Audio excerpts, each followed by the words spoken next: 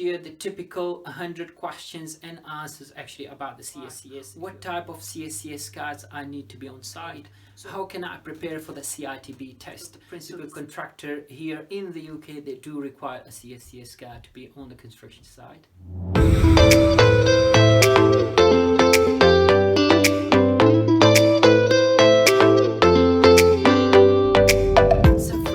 This is your host Jessica. Here we go again with another useful and important video. In this video, I'm going to share the all about CSCS card. Well, lots of questions been asked about the CSCS, the information, what sort of test you need to pass, and what are the different types of the cards, what's the difference between CSCS, CITB. Lots of questions been raised actually on this platform, so I wanted to clear all your confusion about the CSCS and why is it important, why do you need one actually here in the UK when you go on the construction site. Also at the back end of this video, I'm going to share the typical 100 questions and answers actually about the CSCS. If you're preparing yourself for the CSCS exam or test, so you must know about the least I would say these 100 questions. You need to go through those ones. It doesn't take long, but unfortunately you have to go through those questions and answers to make sure you pass what you get actually, what you wanted to get actually from the CSCS. So before I get on with today's topic, I want to pass my gratitude, my thank you to all the viewers, especially the one who proposed me the new topics. Especially this video is all about coming from yourselves. Lots of questions been asked, so I'm gonna basically go through all these questions that came from yourselves. So I'll go through each individual question there, and that will clarify all your confusion about the CSCS. So please guys, do comment here, and if you need more information about the different topics, about the culture, about the living in the UK, or whether that's relating to civil engineering, do comment here, and I'm sure I'll get to that somehow in the future videos. So let's crack on with today's topic. So I'll go through your questions and will provide you with the answers, and I hope that will clarify your confusion. So the first question is about what's the difference between CITB and CSCS. So CITB stands for Construction Industry Training Board. So CITB sets out the standards, the laws actually about the construction field here in the construction industry. So that sets out the test actually you need to go through. That is the CITB test actually you need to go through about the health and safety on the construction site.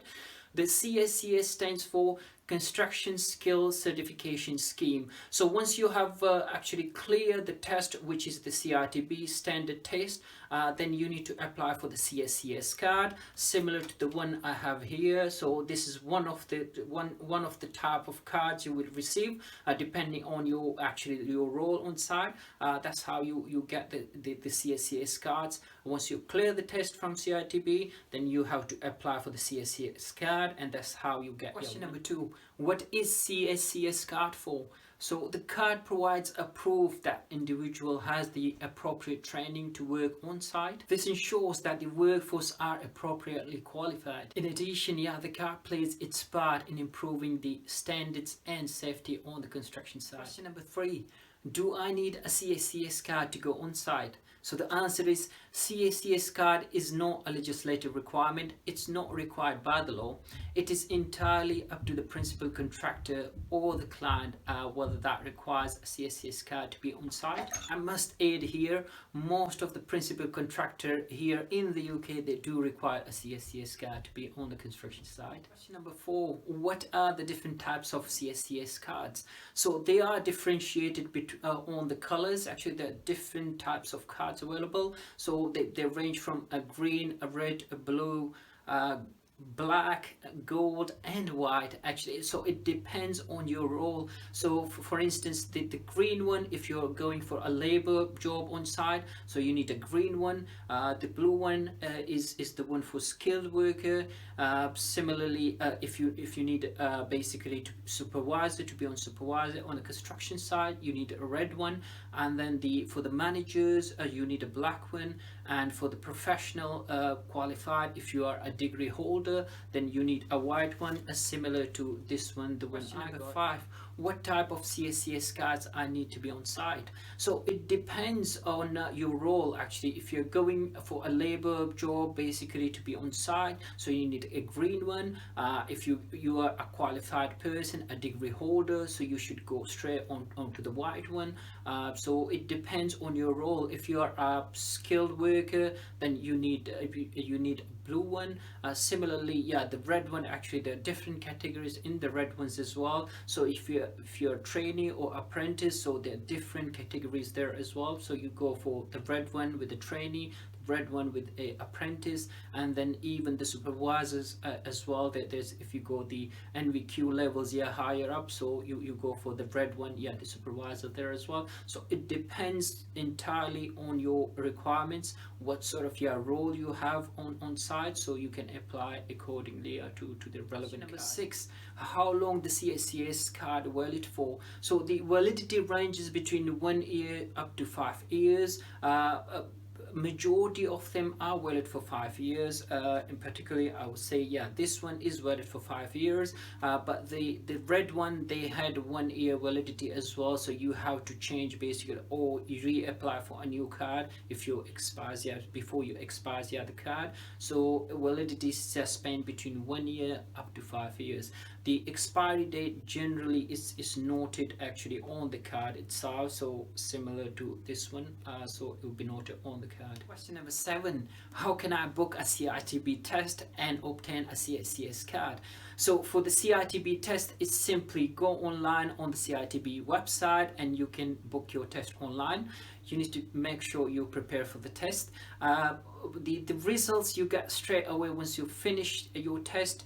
On spot you will get the results. Once you have the past result, then you have to contact the CSCS card. There's a number there, so you can contact on that number and give your credentials there, and they will post you your card within the 5 working days. Question number 8, how can I prepare for the CITB test? So the CITB publish individual books for each individual card, so you need to ensure whatever your role is on site, on the construction site, you need to avail the relevant book for that. You need to study that, and I'm sure, yeah, you can cheaply, yeah, basically buy from the eBay or from the Amazon websites there as well, but you need to ensure they are published by the CITB, that are recommended books, yeah, for the preparation, for the test preparation. Number 9, is it hard to pass the CITB test? So the answer is simply yes if you are not prepared, and no if you are prepared. So simply all you need to do to make sure you go through all the CITB manual there, the books there, before you go onto the test, and I'm sure it will be easy if you are, especially if you are a qualified person and you are trying to obtain, yeah, the white card. It's not hard at all. Question number 10, what sort of questions asked in the CITB test? So as said, CITB publish, yeah, the books, and you need to go through those books. I mean, that will guide you about the information and the material you need to prepare for the test. Here actually in the video I'm sharing the 100 question and answers. You must go through these ones. That will certainly guide you about the health and safety here in the UK worksite as well. So make sure you watch the whole video till the end, and I'm sure if that will tick you the box.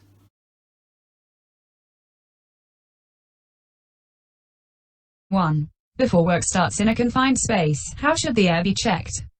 A. Someone should go in and sniff the air. B.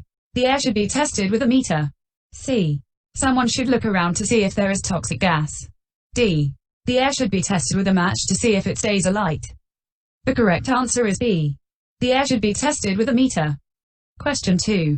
When planning possible work in a confined space, what should be the first consideration? A. How long the job will take. B. To avoid the need for operatives to enter the space. C. How many operatives will be required? D. Personal protective equipment, PPE. The correct answer is B. To avoid the need for operatives to enter the space. Question 3. You are working on a flat roof. What is the best way to stop yourself falling over the edge? A. Put a large warning sign at the edge of the roof. B. Ask someone to watch you and shout when you get too close to the edge. C. Protect the edge with a guardrail and toe board. D. Use red and white tape to mark the edge. The correct answer is C. Protect the edge with a guardrail and toe board. Question 4.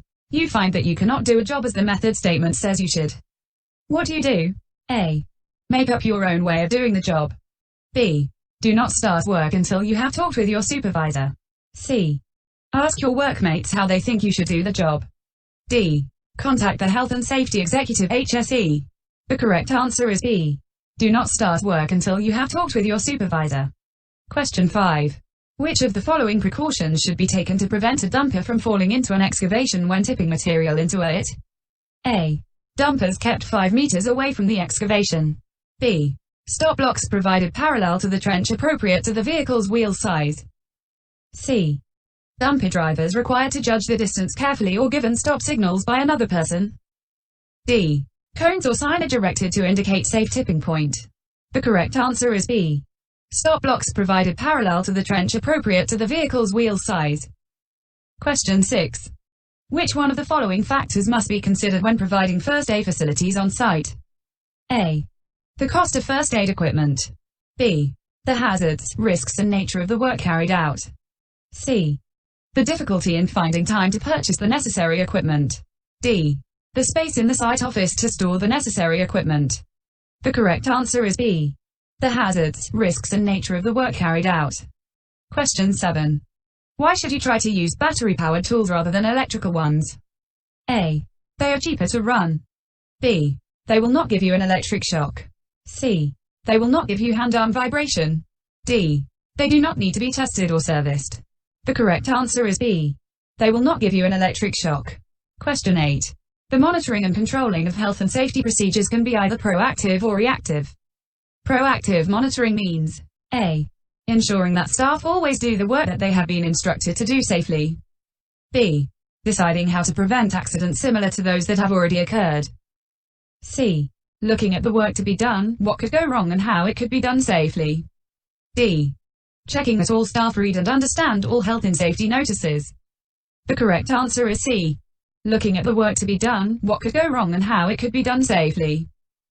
Question 9. On building sites, the recommended safe voltage for electrical equipment is. Mark 1 answer. A. 12 volts. B. 24 volts. C. 110 volts. D. 230 volts. The correct answer is C. 110 volts. Question 10.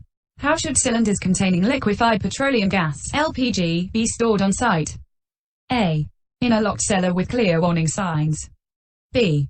In a locked, external compound at least 3 meters from any oxygen cylinders. C. Within a secure storage container. D. Covered by a tarpaulin to shield the compressed cylinder from sunlight. The correct answer is B. In a locked, external compound at least 3 meters from any oxygen cylinders. Question 11. You are working in a confined space when you notice the smell of bad eggs. This smell is a sign of A. Hydrogen sulphide. B. Oxygen. C. Methane. D. Carbon dioxide. The correct answer is A. Hydrogen sulphide. Question 12. What danger is created by excessive oxygen in a confined space? A. Increase in breathing rate of workers. B. Increased flammability of combustible materials. C. Increased working time inside work area. D. False sense of security. The correct answer is B. Increased flammability of combustible materials. Question 13. You are in a deep trench. A lorry backs up to the trench and the engine is left running. What should you do? A. Put on ear defenders to cut out the engine noise. B. Ignore the problem, the lorry will soon drive away. C. See if there is a toxic gas meter in the trench. D. Get out of the trench quickly. The correct answer is D. Get out of the trench quickly. Question 14. What must happen each time a shift starts work in an excavation? Mark 1 answer. A. Someone must go in and sniff the air to see if it is safe. B. Competent person must inspect the excavation. C. Supervisor should stay in the excavation for the first hour. D. Supervisor should watch from the top for the first hour. The correct answer is B. Competent person must inspect the excavation. Question 15. You are about to start a job. How will you know if it needs a permit to work? A. Other workers will tell you. B. The Health and Safety Executive HSE will tell you. C. You will not be allowed to start until the permit to work has been issued. D. You don't need to know, as permits to work only affect managers. The correct answer is C. You will not be allowed to start until the permit to work has been issued. Question 16. You are working in a confined space. If the permit to work runs out before you can finish the job, you should A. Carry on working until the job is finished. B. Hand the permit over to the next shift. C. Ask your supervisor to change the date on the permit. D. Leave the confined space before the permit runs out. The correct answer is D. Leave the confined space before the permit runs out. Question 17. If you have to work at height in a cherry picker over or near to deep water, which following item of personal protective equipment (PPE) must you be wearing? Mark 1 answer. A. Wellington boots. B. Life jacket. C. Full face respirator. D. Full body harness. The correct answer is B. Life jacket. Question 18. A mobile tower scaffold must not be used on. Mark 1 answer. A.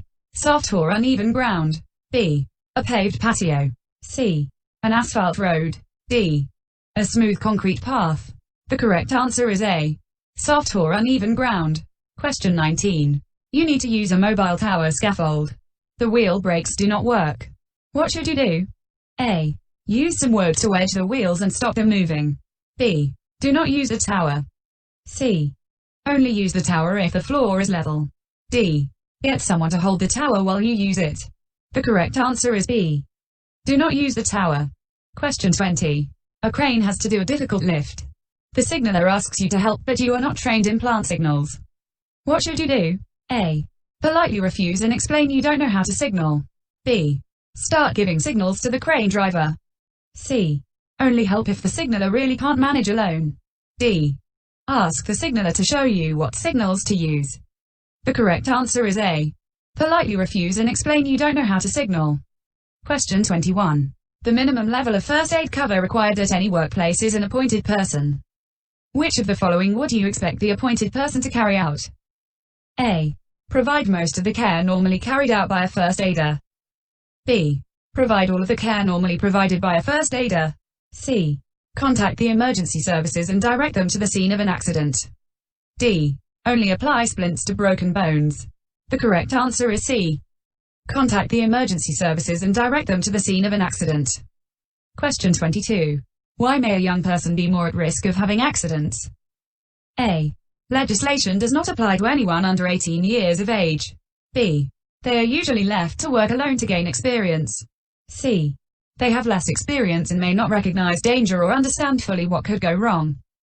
D. There is no legal duty to provide them with personal protective equipment (PPE). The correct answer is C. They have less experience and may not recognize danger or understand fully what could go wrong. Question 23. You need to use a 230-volt item of equipment. How should you protect yourself from an electric shock? A. Use a generator. B. Put up safety screens around you. C. Use a portable RCD residual current device. D. Wear rubber boots and gloves. The correct answer is C. Use a portable RCD residual current device. Question 24. You should use a RCD residual current device with 230-volt tools because it A. Lowers the voltage. B. Quickly cuts off the power if there is a fault. C. Makes the tool run at a safe speed. D. Saves energy and lowers costs. The correct answer is B. Quickly cuts off the power if there is a fault. Question 25. Which of these materials would you use a water fire extinguisher on? A. Paper, wood, textiles and solid materials. B. Flammable liquids such as gasoline. C. Combustible metals. D. Live electrical fires. The correct answer is A. Paper, wood, textiles and solid materials. Question 26. Before planning for anyone to enter a confined space, following the principles of prevention, what should be the first consideration of the manager or supervisor? A. Has the atmosphere in the confined space been tested? B. Has a safe means of access and egress been established? C. Is there an alternative method of doing the work? D. Have all who intend to enter the confined space been properly trained? The correct answer is C. Is there an alternative method of doing the work? Question 27. Why is it important that people are trained before they are allowed to go into a confined space? A. Confined spaces never contain breathable air. B. The conditions inside a confined space may be harmful to health. C. Confined spaces are only found on house building sites. D. Confined spaces always contain flammable or explosive gases. The correct answer is B. The conditions inside a confined space may be harmful to health. Question 28. Tools and materials can easily fall from a scaffold platform. What is the best way to protect the people below?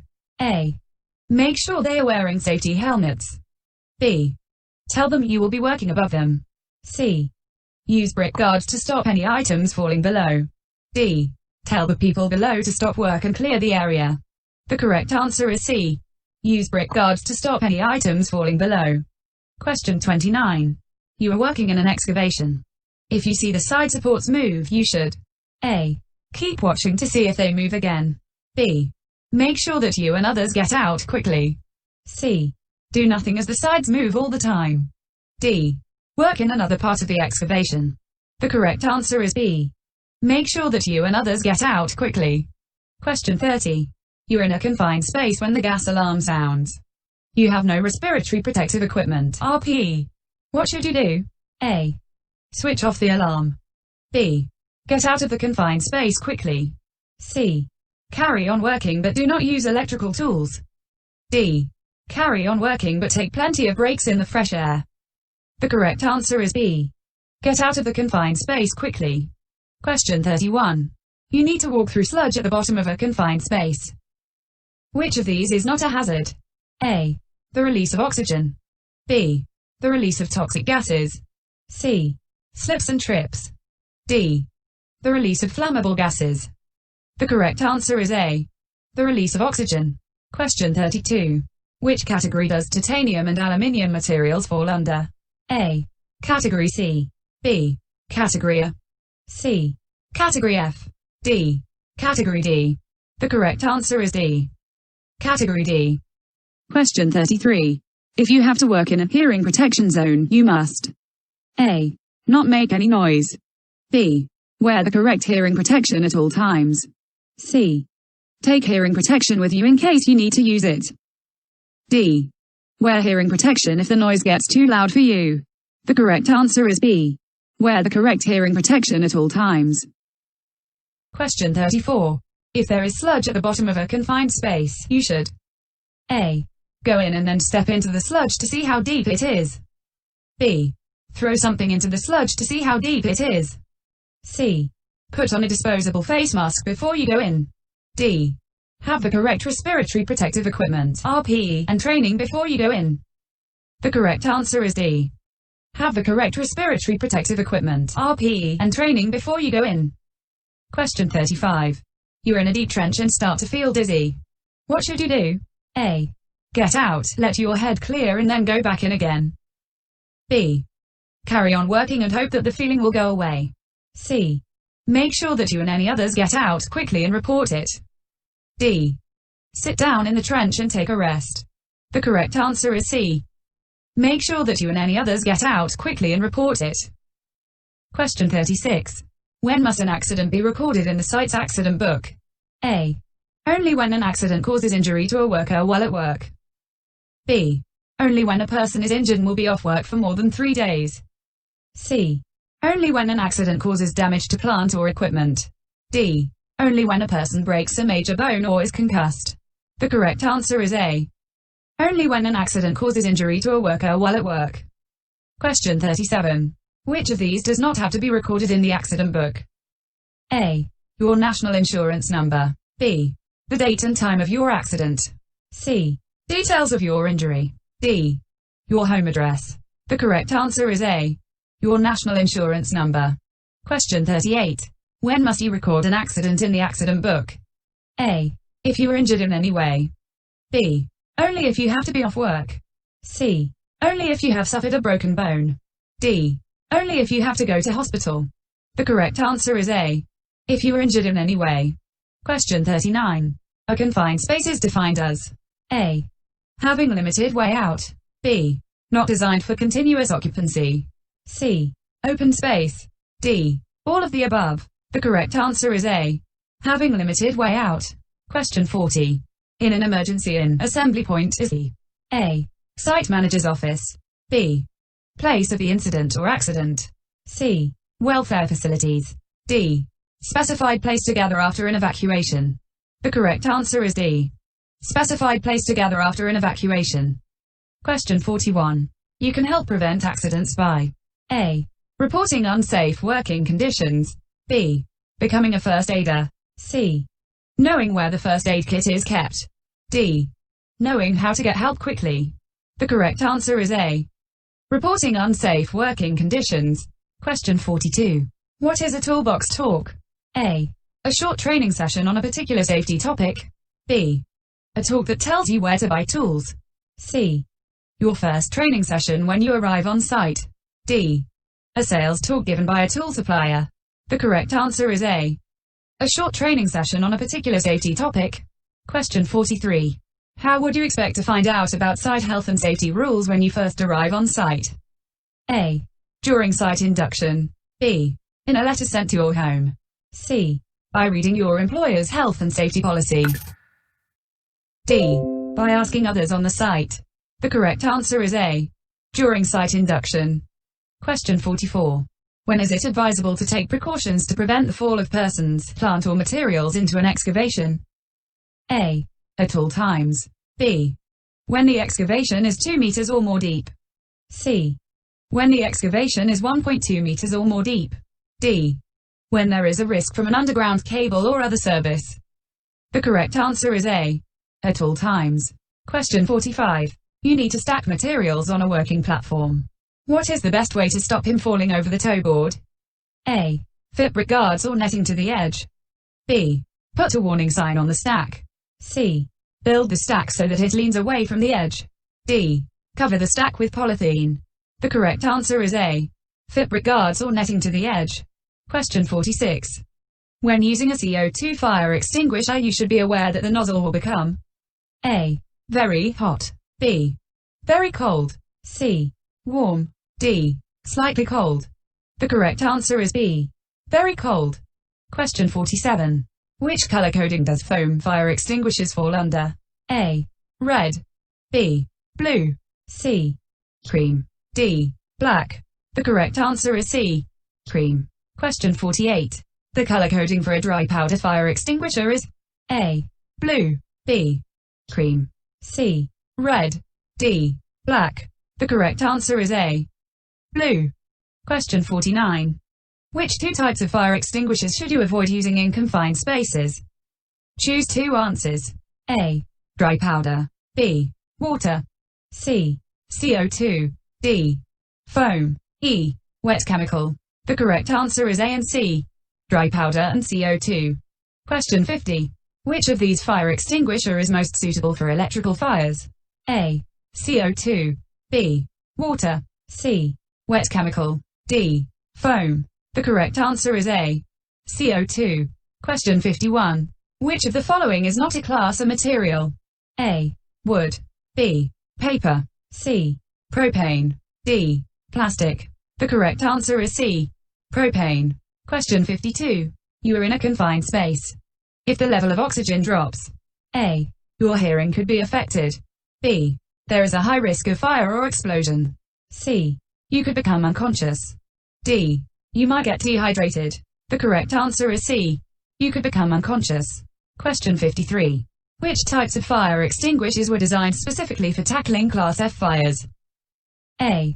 CO2 fire extinguishers. B. Dry powder fire extinguishers. C. Wet chemical fire extinguishers.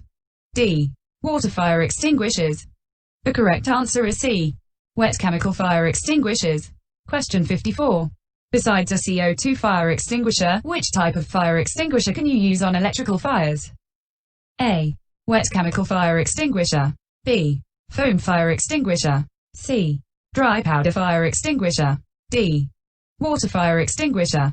The correct answer is C. Dry powder fire extinguisher. Question 55. The main cause of death when people have to work in a confined space is A. The presence of methane gas. B. Inadequate emergency rescue plan and equipment in place. C. The disturbance of sludge. D. Too much oxygen. The correct answer is B.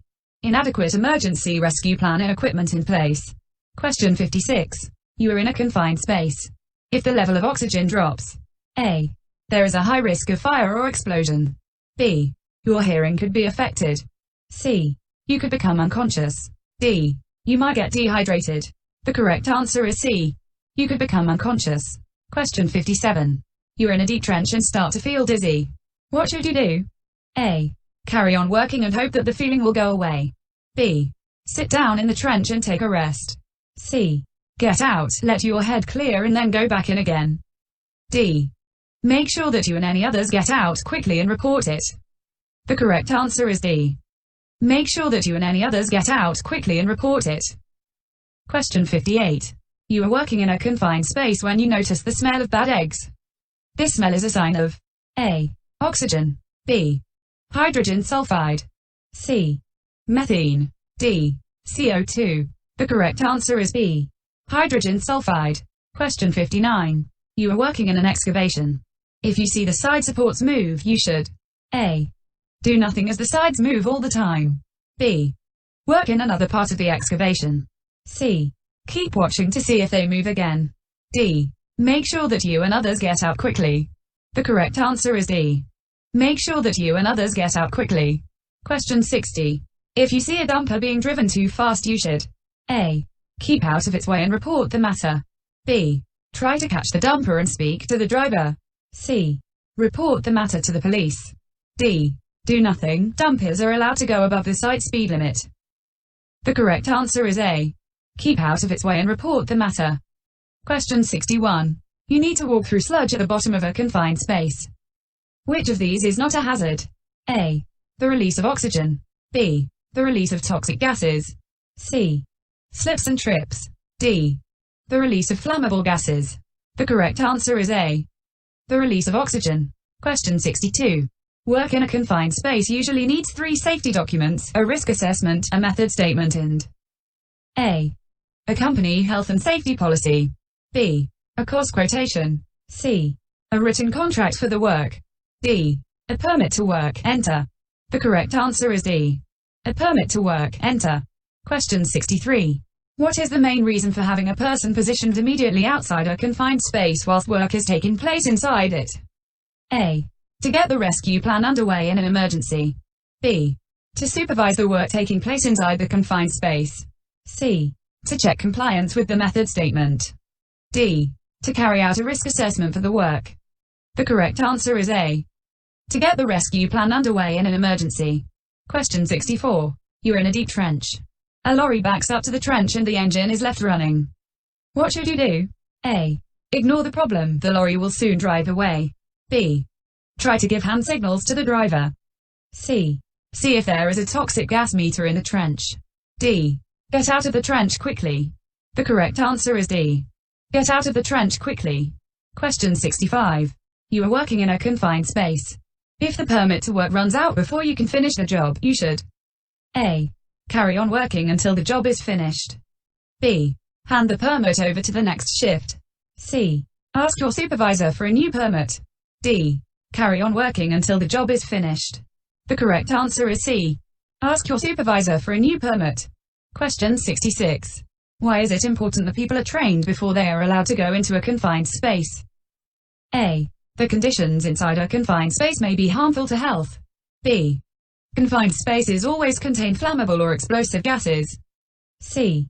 Confined spaces are only found on house building sites. D.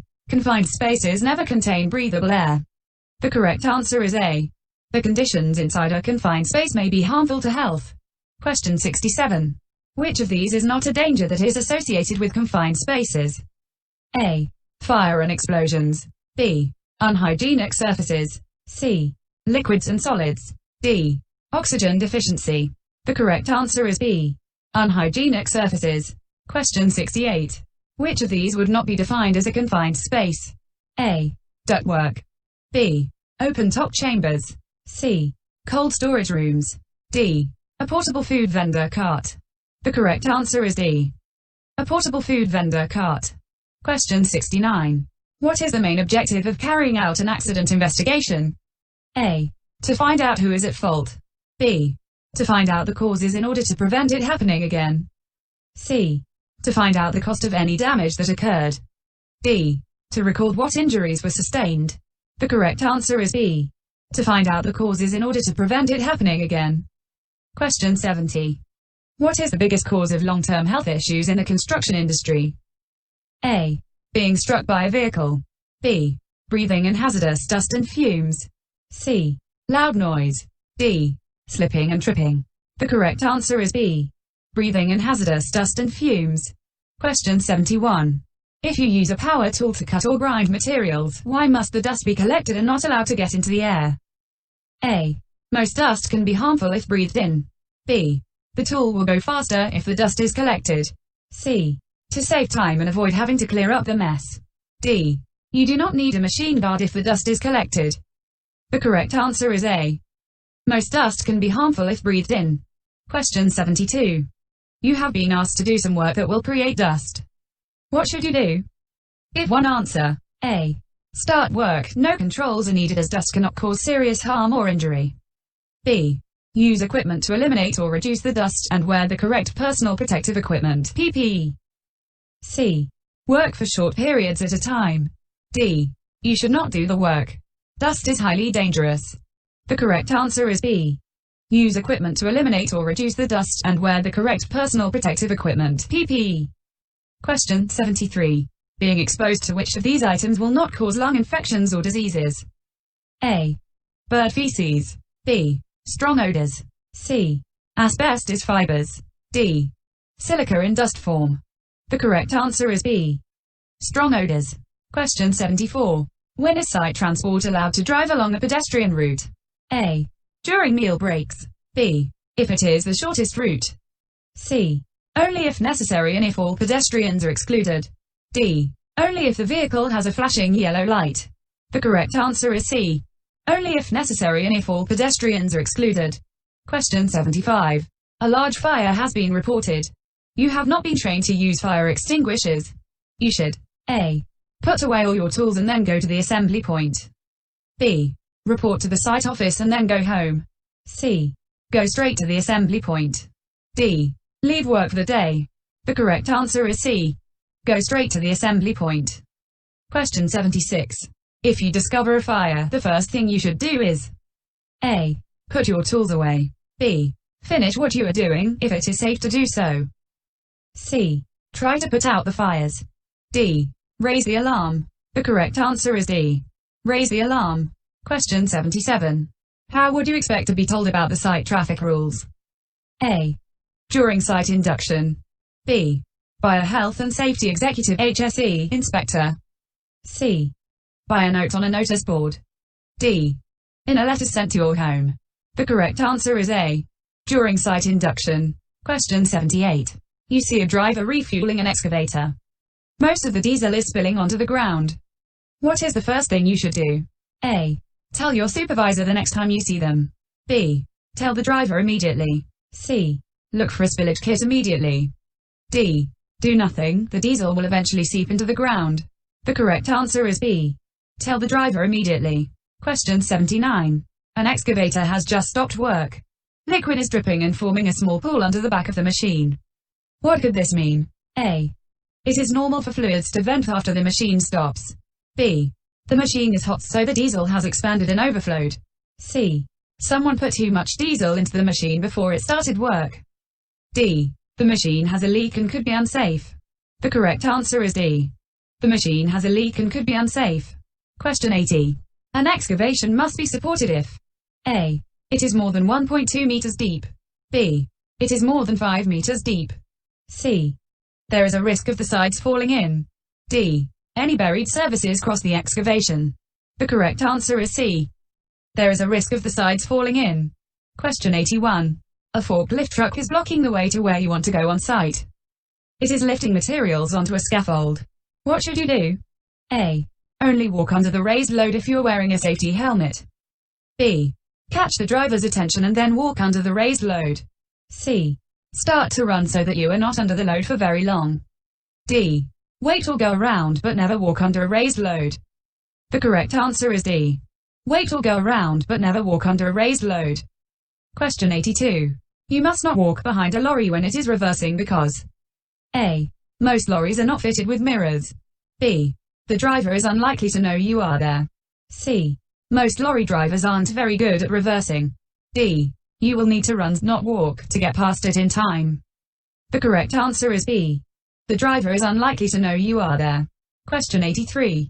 How would you expect a well-organized site to keep pedestrians away from traffic routes? A. The site manager will direct all pedestrians away from traffic routes. B.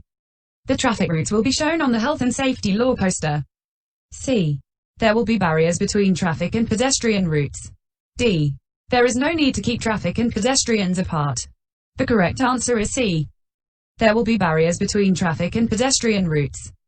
Question 84. Which of these tasks does not cause silica dust to enter into the air?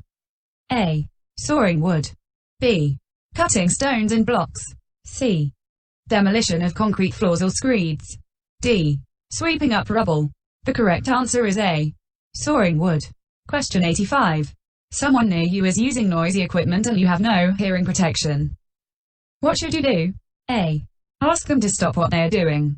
B. Carry on with your work because it is always noisy on site. C.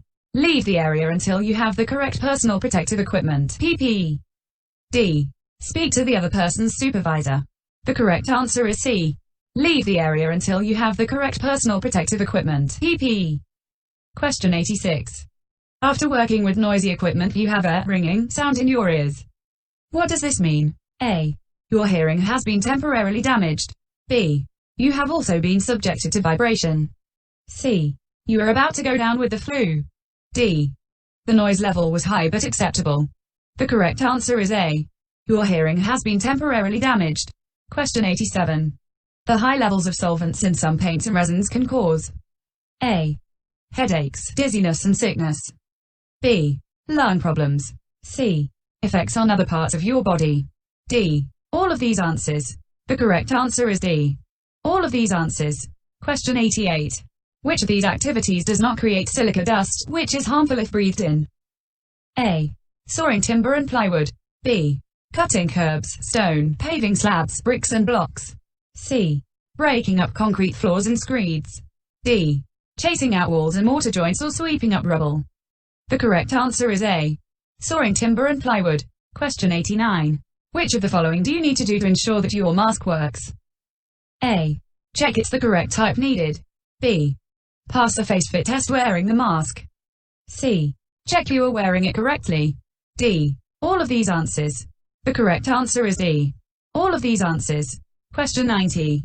You need special respiratory protective equipment (RPE) to handle a chemical. None has been provided. What should you do? A. Get on with the job but try to work quickly. B. Do not start work until you have been given the correct RPE and training. C. Start the work but take a break now and again. D. Sniff the substance to see if it makes you feel ill. The correct answer is B. Do not start work until you have been given the correct RPE and training. Question 91. Pigeon droppings and nests, which can be hazardous to your health, are found in an area where you are required to work. You should A. Carry on with your work carefully. B. Stop work and seek advice. C. Try to catch the pigeons. D. Let them fly away before carrying on with your work. The correct answer is B. Stop work and seek advice. Question 92. There are many kinds of dust and fumes at work. Breathing them in over time can cause you to develop A. Occupational lung disease. B. Occupational dermatitis. C. Skin cancer. D. Sore throat. The correct answer is A. Occupational lung disease. Question 93. If you use a power tool to cut or grind materials, why must the dust be collected and not get into the air? A. To save time and avoid having to clear up the mess. B. Most dust can be harmful if breathed in. C. The tool will go faster if the dust is collected. D. You do not need a machine guard if the dust is collected. The correct answer is B.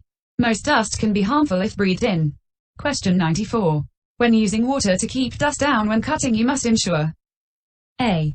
There is as much water as possible. B. The water flow is correctly adjusted. C. Somebody stands next to you and pours water from a bottle. D. Water is poured onto the surface to soak it before you start cutting. The correct answer is B. The water flow is correctly adjusted. Question 95. Which piece of equipment is used with a cable avoidance tool (CAT) to detect cables? A. Compressor. B. Signal generator. C. Metal detector. D. Gas detector. The correct answer is B. Signal generator. Question 96. In the color coding of electrical power supplies on site, what voltage does a blue plug represent? A. 50 volts. B. 110 volts. C. 240 volts. D. 415 volts. The correct answer is C. 240 volts. Question 97. On the site electrical distribution system, which color plug indicates a 415 volt supply? A. Yellow. B. Blue. C. Black. D. Red. The correct answer is D. Red. Question 98. When overhead electric cables cross a construction site, it is recommended that goalpost barriers should be erected parallel to the overhead cables at a distance not less than A. 3 meters. B. 4 meters. C. 5 meters. D. 6 meters. The correct answer is D. 6 meters. Question 99. Which of the following is a significant hazard when excavating alongside a building or structure? A. Undermining or weakening the foundations of the building. B. Noise and vibration affecting the occupiers of the building. C. Excavating too deep in soft ground. D. Damage to the surface finish of the building or structure. The correct answer is A. Undermining or weakening the foundations of the building. Question 100. An RCD, residual current device, must be used in conjunction with 230 volt electrical equipment because it A. Lowers the voltage. B. Quickly cuts off the power if there is a fault. C. Makes the tool run at a safe speed. D. Saves energy and lowers costs. The correct answer is B. Quickly cuts off the power if there is a fault.